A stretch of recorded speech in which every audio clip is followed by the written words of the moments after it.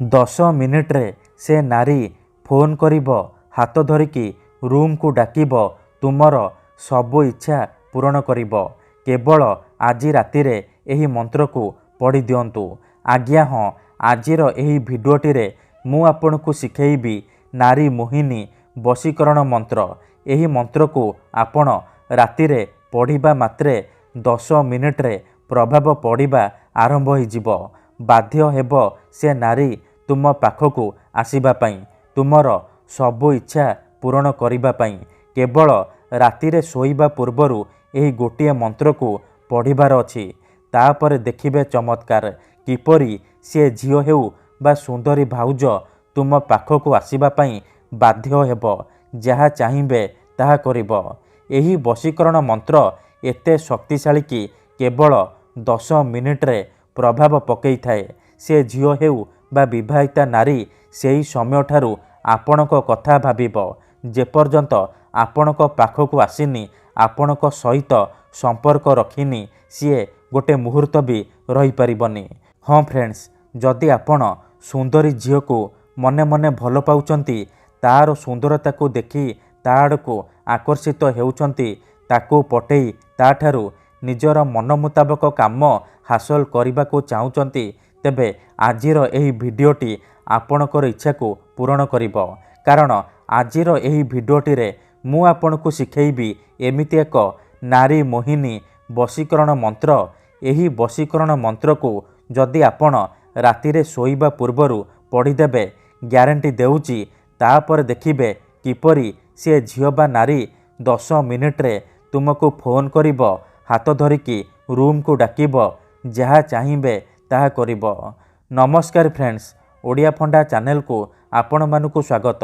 ଯଦି ଆପଣ ଯେତେ ଚେଷ୍ଟା କରି ମଧ୍ୟ ନିଜ ପସନ୍ଦର ଝିଅକୁ ପଟେଇ ପାରୁନାହାନ୍ତି, ତେବେ ମୋ କଥା ମାନି ଆଜି ଏହି ବଶୀକରଣ କରିକି ଦେଖନ୍ତୁ।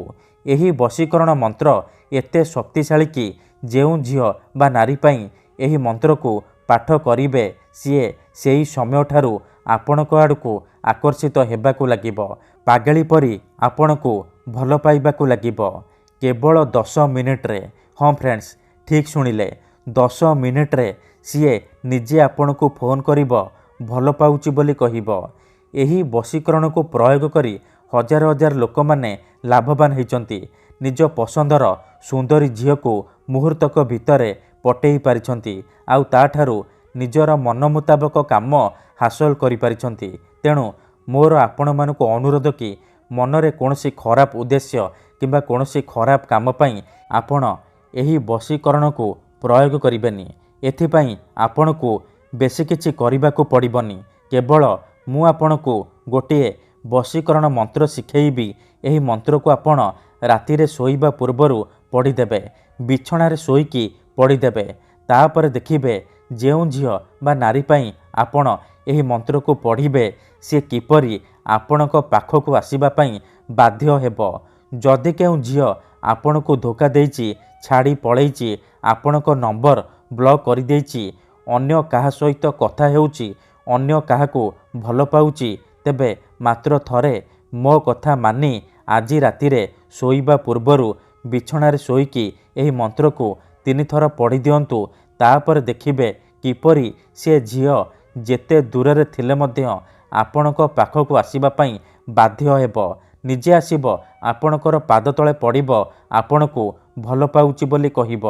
ଏହି ବଶୀକରଣ ସାହାଯ୍ୟରେ ଆପଣ ଶାଶୁ, ନଣନ୍ଦ, ଦିଅର, ଭାଉଜ କାହାକୁ ବି ନିଜ ବଶରେ କରିପାରିବେ, ଆଉ ତା'ଠାରୁ ନିଜର ମନ ମୁତାବକ କାମ ହାସଲ କରିପାରିବେ। ଠିକ୍ ଅଛି, ତେବେ ଏହି ବଶୀକରଣ ଆପଣ କିପରି କରିବେ, କେମିତି କରିବେ, ମୁଁ ଆପଣଙ୍କୁ ଶିଖେଇବି। ସମ୍ପୂର୍ଣ୍ଣ ପ୍ରୟୋଗ ବିଧି ମୁଁ ଆପଣଙ୍କୁ ଶିଖେଇବି। ଜାଣିବା ପାଇଁ ଭିଡ଼ିଓଟିକୁ ମୂଳରୁ ଶେଷ ପର୍ଯ୍ୟନ୍ତ ପୁରା ଧ୍ୟାନ ସହିତ ଦେଖିବେ। ଅଧାରୁ ଛାଡ଼ିକି ପଳେଇଲେ ଆପଣ କିଛି ବି ବୁଝିପାରିବେନି। ପରେ କମେଣ୍ଟ କରିବେ, ଗୁରୁଜୀ ଆପଣଙ୍କର ବଶୀକରଣ କାମ କରୁନି। ଦେଖନ୍ତୁ, ଯେଉଁପରି ଆପଣ ଭଗବାନଙ୍କୁ ମାନୁଛନ୍ତି, ଭଗବାନଙ୍କ ଉପରେ ବିଶ୍ୱାସ ରଖିଛନ୍ତି, ନିଜର ସବୁ ଦୁଃଖ କଷ୍ଟ ଅସୁବିଧା ଭଗବାନଙ୍କୁ ଜଣାଉଛନ୍ତି, ଯଦି ସେ ଅସୁବିଧାର ସମାଧାନ ନ ହେଲା, ତା'ର ମାନେ ନୁହେଁ କି ଭଗବାନ ନାହାନ୍ତି।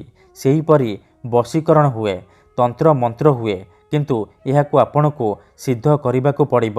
ପ୍ରୟୋଗ ବିଧିକୁ ଠିକ୍ ଭାବରେ କରିବାକୁ ପଡ଼ିବ। ତେବେ ଯାଇ ମୁଁ ଆପଣଙ୍କୁ ଗ୍ୟାରେଣ୍ଟି ଦେଉଛି ଆପଣ ଯେଉଁ ଝିଅ ବା ବିବାହିତା ନାରୀ ଉପରେ ଏହି ମନ୍ତ୍ରକୁ ପ୍ରୟୋଗ କରିଦେବେ ସିଏ ସେହି ସମୟଠାରୁ ଆପଣଙ୍କ ଆଡ଼କୁ ଆକର୍ଷିତ ହେବାକୁ ଲାଗିବ। ଯାହା ଚାହିଁବେ ତାହା କରିବ। ଆପଣଙ୍କର ସବୁ ଇଚ୍ଛା ପୂରଣ କରିବ। ଠିକ୍ ଅଛି। ଏଥିପାଇଁ ଆମର ତନ୍ତ୍ରଶାସ୍ତ୍ରରୁ ମୁଁ ଆଜି ଆପଣଙ୍କ ପାଇଁ ଏମିତି ଏକ ପ୍ରଚଣ୍ଡ ମହାଶକ୍ତିଶାଳୀ ବଶୀକରଣ ନେଇ ଆସିଛି।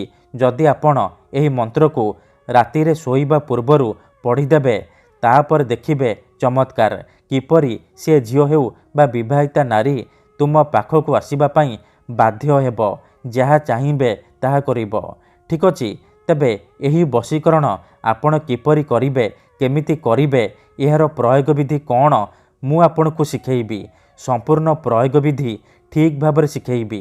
ତା ପୂର୍ବରୁ ଯଦି ଆପଣ ଆମ ଚ୍ୟାନେଲକୁ ନୂଆ ଆସିଛନ୍ତି ତେବେ ଦୟାକରି ଚ୍ୟାନେଲକୁ ସବସ୍କ୍ରାଇବ୍ କରି ପାଖରେ ଥିବା ବେଲ୍ ଆଇକନ୍କୁ ମଧ୍ୟ ଦବାଇ ଦିଅନ୍ତୁ।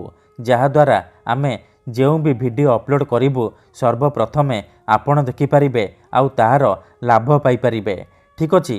ଯଦି ଆପଣ ଏହି ବଶୀକରଣ କରିବାକୁ ଚାହୁଁଛନ୍ତି, ସେ ଝିଅ ବା ଭାଉଜକୁ ପଟେଇବାକୁ ଚାହୁଁଛନ୍ତି, ତାଠାରୁ ନିଜର ମନ ମୁତାବକ କାମ ହାସଲ କରିବାକୁ ଚାହୁଁଛନ୍ତି, ତେଣୁ ମୋର ଆପଣମାନଙ୍କୁ ଅନୁରୋଧ କି ଆପଣ ଭିଡ଼ିଓଟିକୁ ମୂଳରୁ ଶେଷ ପର୍ଯ୍ୟନ୍ତ ପୁରା ଧ୍ୟାନ ସହିତ ଦେଖିବେ।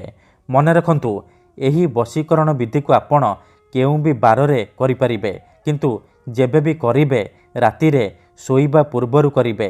ବିଧିଟି କରିବା ପୂର୍ବରୁ ଭଲ ଭାବରେ ହାତ ଗୋଡ଼ ଧୋଇକି ସଫା ବସ୍ତ୍ର ପିନ୍ଧିକି ଏହି ବଶୀକରଣକୁ ଆରମ୍ଭ କରିବେ। ସେ ଝିଅ ବା ନାରୀକୁ ମନେ ମନେ ଭାବିକି ଏହି ବଶୀକରଣ ଆରମ୍ଭ କରିବେ। ପ୍ରଥମେ ଆପଣ କ'ଣ କରିବେ, ଭଲ ଭାବରେ ହାତ ଗୋଡ଼ ଧୋଇକି ନିଜର ଶୋଇବା ସେଜ ଉପରେ ବା ବିଛଣା ଉପରେ ବସି ପଡ଼ିବେ। ତାପରେ ଆଖି ବନ୍ଦ କରିକି ସେଇ ଝିଅ ବା ନାରୀକୁ ମନେ ମନେ ଭାବିବେ। ତାର ମୁହଁକୁ ନିଜ ମନରେ ଭାବିବେ। ତାପରେ ମୁଁ ଆପଣଙ୍କୁ ଗୋଟିଏ ବଶୀକରଣ ମନ୍ତ୍ର କହୁଛି।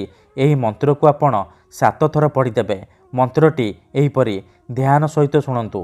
ସର୍ବକାଲେ ବଶୟେତୁ ତତଂ ଭୟନ୍ତରୁ, ସର୍ବକାଲେ ବଶୟେତୁ ତତଂ ଭୟନ୍ତରୁ। ଏହି ମନ୍ତ୍ରକୁ ଆପଣ କେବଳ 7 ଥର ପଢ଼ିଦେବେ। 7 ଥର ମନ୍ତ୍ର ପଢ଼ି ସାରିବା ପରେ ଆପଣ 3 ଥର ସେଇ ଝିଅ ବା ନାରୀର ନାମ କହିବେ।